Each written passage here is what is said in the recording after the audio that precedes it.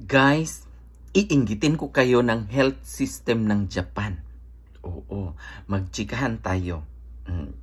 Dito sa Japan, may health government company na katumbas ng PhilHealth sa atin sa Pilipinas.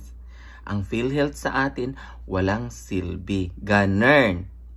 Dito sa Japan kasi, pag sinabi nating health insurance, yung binabayaran natin buwan-buwan, talagang makaka-avail tayo ng eksaktong serbisyo. Tulad na lamang ng pag nagpa-check up ka, 70% discount. Ganun. O kung ma-hospitalize ka, 30% discount. Ganyan kabilis. Oo. Kung bibili ka ng gamot sa pharmacy, 70% discount basta may resibo ka galing sa doktor. Oo, yung reseta ba? Oo.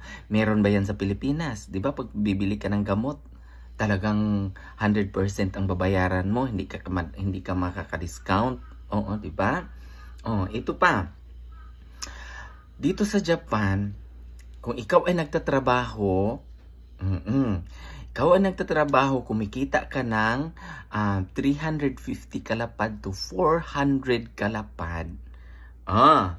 Pag ikay nagkasakit, syempre, doon sa 350 to 400 kalapad, about na lang natin, kunyari na lang, ang kinikita natin is 350,000 to 450,000, isang taon yon, ha? Isang taon, kinita mo, sahod mo. Dito naman, 350 kalapad to 450 kalapad ang gross na sahod mo sa isang taon. Meron kang about 9% lang yung babayaran mo. Pag ikaw ay na-hospital. Palagay natin, 100,000 ang bill mo sa hospital. So, ikaw ay nagtatrabaho, nagbabayad ng tax na napakalaki. Kasi understood na yan eh. Once na ikaw ay nagbabayad ng 350 to 400, makikita yan sa computer eh. Kaya automatic na yan. Doon sa 100,000 na babayaran mo sa hospital is 9,000 na lang. Meron ba yan sa Pilipinas? Wala. Kaya iinggitin ko kayo. Palagay natin kasi malaki yung yung operasyon or matagal yung proseso ng pagkakasakit mo. Nagiging 200,000, nagiging 18,000 na lang ang babayaran mo. Ganyan ka, dito. Yung baka convenient, pag nagkasakit ka. Ako nga, gusto kong, pag umuwi ng Pilipinas, gusto kong bumalik agad dito pag masama ang pakiramdam ko. Kasi gusto ko dito magkasakit sa Japan kasi nga, may may insurance ako. Kaya ganyan. So, palagay natin, yun, nagka-hospitalize ka ng 18,000 yung babayaran mo. Plus, kumuha ka pa ng katulad sa akin, i-explain ko kung anong meron ako ha. Kumuha pa ako ng premium na insurance. Ang pinili ko naman yung hospitalize at saka yung cancer. If ever magka-cancer ako. Doon sa cancer, ang kinuha ko is 50 kalapad lang para mura ang bayaran buwan-buwan. Doon sa hospitalization, 5,000 yen per day.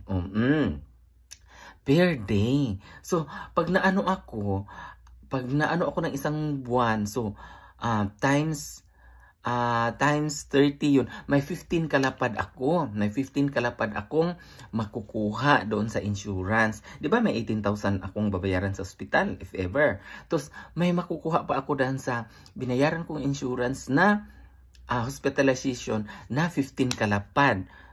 So, hospitalization lang yon. Paano pa kaya kung cancer yung nakasurvive ako ng cancer? Meron pa akong 50 kalapad.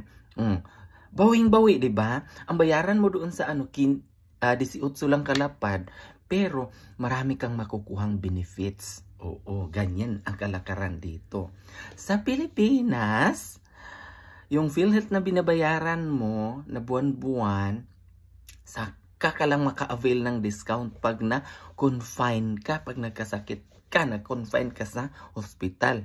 Hindi mo magamit ng pa-check up. Oo nga.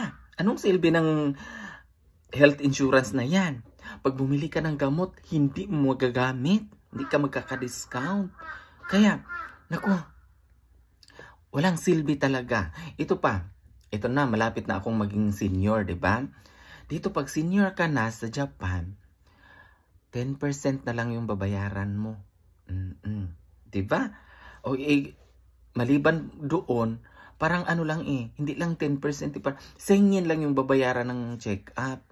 Or pag nagkasakit, lalabas ka ng hospital, 100 yen, 1,000 yen. O ganun kababa, parang donation lang.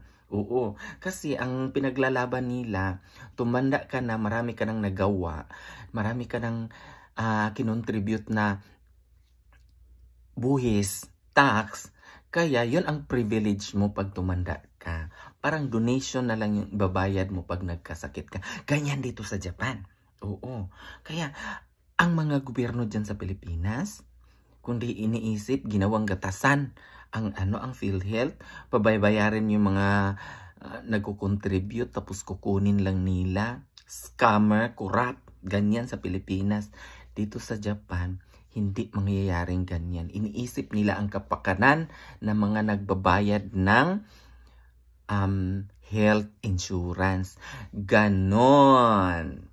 Okay.